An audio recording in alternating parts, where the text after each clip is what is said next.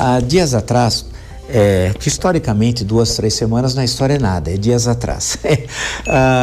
Tivemos manifestações de rua, até de forma surpreendente para muitos, em relação à aprovação na Câmara dos Deputados. Acabou sendo sepultado a PEC chamada da blindagem na Comissão de Constituição e Justiça do Senado, surpreendentemente por 26 votos a 0, salvo engano, mas tinha sido aprovado na Câmara dos Deputados. Eu perguntaria ao senhor deputado, qual foi a sua posição em relação à PEC da blindagem e o que eu digo isso porque é importante a gente ter uma testemunha presencial da história de alguém que está lá dentro, acompanhando para e passo, porque a gente está aqui fora comentando, assistindo.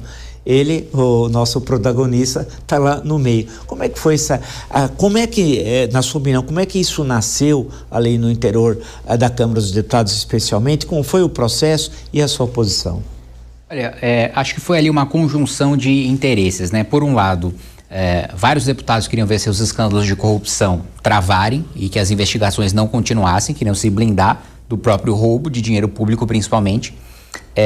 Por outro lado, os bolsonaristas viram uma oportunidade de tentar colocar um freio em processos sobre palavras, que eu também pessoalmente considero abusos, vários dos processos abertos por discursos feitos na tribuna, mas eu fui absolutamente contrário, porque eu não acho que você corrija um abuso com outro.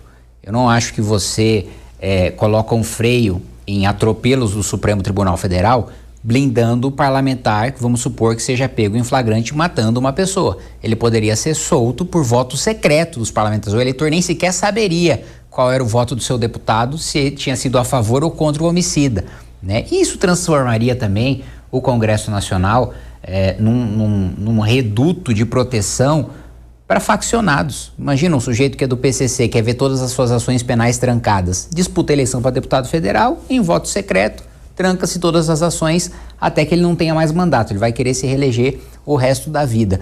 Existem 1 milhão de outras propostas muito melhores para você limitar o que eu também considero abuso do Supremo. Aliás, Vila, até antecipo aqui para você, já há 2 anos eu tenho trabalhado com alguns juristas para construir uma PEC, sei que não vai ser aprovada agora, mas pelo menos pensando numa visão de longo prazo de país, para retirar o Supremo Tribunal Federal do Poder Judiciário, para a gente adotar um modelo europeu de Corte Constitucional autônoma, né? Para que a Corte ela julgue a constitucionalidade das leis em abstrato, que ela não julgue casos concretos. Acho que isso é muito da razão pela qual o nosso Supremo concentra muito poder.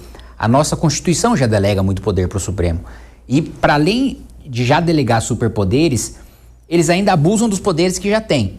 Então, na minha avaliação, primeiro, Supremas Cortes não foram feitas para julgar casos concretos, salvo se o controle de constitucionalidade foi desenhado para caso concreto, como é o caso do sistema americano e como é o caso do sistema inglês. No Brasil, a gente fez uma bagunça de misturar o modelo alemão com o modelo americano. Então, a maior parte dos países europeus, você tem o controle que é chamado controle abstrato, né? Eu considero que uma lei é inconstitucional, ingresso com uma ação na Suprema Corte e a Suprema Corte vai analisar se a lei é constitucional ou se é inconstitucional. Em tese, ela não vai analisar um caso concreto, né? Olha, a partir desse caso, vamos considerar que essa lei que afeta esse caso, se ela é constitucional ou não.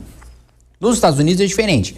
Você não provoca a Suprema Corte para discutir em tese se a lei é constitucional ou inconstitucional. Um caso concreto vai subindo nas instâncias, chega na Suprema Corte e aí a Suprema Corte firma o entendimento se a lei é constitucional ou inconstitucional. No Brasil, a gente tem os dois modelos ao mesmo tempo. Tanto um caso concreto chega no Supremo e aí ele define uma tese de constitucionalidade, como também alguém pode provocar o Supremo, e a gente até falava mais cedo sobre a proposta que limita o número de agentes que podem provocar o Supremo, que eu concordo, acho que no Brasil é muita coisa. Governador pode provocar o Supremo, mesa de Assembleia Legislativa pode provocar o Supremo, sindicato pode provocar o Supremo, associações quaisquer podem provocar o Supremo, desde que tenham caráter nacional e pertinência temática. Então, assim, tudo vai chegar ao Supremo porque qualquer um pode provocar. E a desculpa do Supremo é muito confortável, porque ele diz, olha, eu só tomo decisões porque sou provocado. Eu não tomo decisões porque sou ativista. Tomo decisões porque ingressaram com ação para eu decidir sobre isso. Sim, só que ingressam com ações sobre tudo, porque qualquer um pode ingressar. E aí vocês pautam, vocês ministros do Supremo pautam os processos que vocês acham convenientes de julgarem ou não julgarem. E mais uma coisa, aproveitando que a gente está nesse assunto, Vila, que eu também vou antecipar para você, no final do ano eu vou lançar um livro com minha primeira pesquisa científica, que foi sobre o controle de constitucionalidade do devido processo legislativo. E a minha conclusão é a seguinte, de que o Supremo, na hora de proteger o processo legislativo, ou seja, vamos aprovar uma PEC, 308 votaram em 2 turnos? Sim ou não? Né? Vamos votar um projeto de lei. Foi respeitado o processo que está previsto em lei? O quórum, todo mundo pôde debater, foi cerceado, não foi cerceado o debate? Quando a questão é proteger o processo, que até na PEC da blindagem nós tivemos um problema, e eu impetrei um mandado de segurança no Supremo por causa disso. Ela foi aprovada com mais de 308 votos no primeiro turno, só que no segundo turno, na hora de aprovar o voto secreto para parlamentares, eles só tiveram 296. Inferior ao quórum. Inferior ao quórum de 308. Constitucional, não é nem regimental. E aí eles inventaram e aí o que diz a nossa lei é o seguinte: foi derrotada uma proposta, ela tem que ser arquivada e só pode ser apresentada no ano subsequente. Perfeito. Não foi isso que fizeram. Apresentaram um novo texto para votar de novo, né, o texto que já tinha sido derrotado. Nesses casos, o Supremo não se mete. Ele fala, é matéria interna corporis. Só que depois que o Congresso aprova, aí o Supremo se mete no mérito. E acaba, muitas vezes, legislando no lugar do parlamento. Então, eu considero que essa PEC da blindagem foi utilizada como um instrumento para, de fato, blindar os parlamentares dos crimes que cometem. O Senado viu que pegou muito mal. Não é que os senadores foram contra.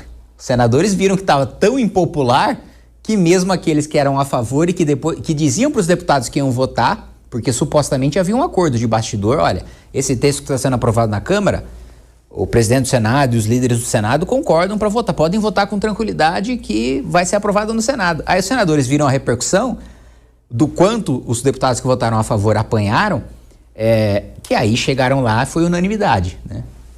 Agora, só uma pergunta que nós estamos quem nos acompanha, nós estamos caminhando para o final do programa aqui. Eu também acho que o papel do STF deve ser uma corte constitucional como em alguns outros países.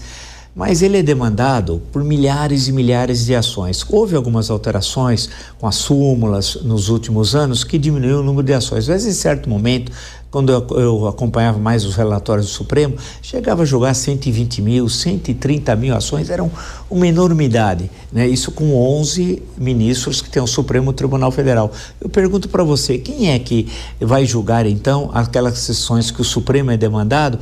É o STJ? É um novo tribunal? O que você pensa sobre isso? Em casos concretos, eu imagino que tenha que ser o STJ, né? De pacificação Sim. de jurisprudência, que já é o seu papel, Sim. julgar casos concretos, porque o STJ também já tem estrutura para isso. O Supremo, veja, no caso do 8 de janeiro, por exemplo, você teve 2.000, 3.000 pessoas com ações penais sendo julgadas pelo Supremo. O Supremo não tem nem servidor para isso. O Supremo não tem juízes auxiliares, o Supremo não tem a mínima condição. Foi feita, e veja que nós estamos com uma composição do Supremo que se diz garantista. Mas durante o 8 de janeiro você teve a audiência de custódia, que é aquela para analisar a legalidade da prisão em flagrante, feita por Zoom, com 100 advogados num Zoom e uma juíza auxiliar dizendo, olha, quem quer pedir o relaxamento de prisão ilegal, peça pelo chat. Isso não existe, isso é sintomático da falta de estrutura do Supremo para julgar esse volume. Mas aí a gente entra numa outra excelente discussão, que é sobre a judicialização no Brasil, né? De fato, nós temos um desenho de leis que faz com que a gente tenha muito processo, a gente tem um incentivo por parte do judiciário para que a gente tenha muito processo, e o próprio Estado brasileiro é um dos, se não o principal litigante. Essa é uma questão importante. Então, essa é uma questão muito complicada. Nós só temos esse volume de ações, isso também é um sintoma de uma sociedade e de um desenho institucional falho, doente, né?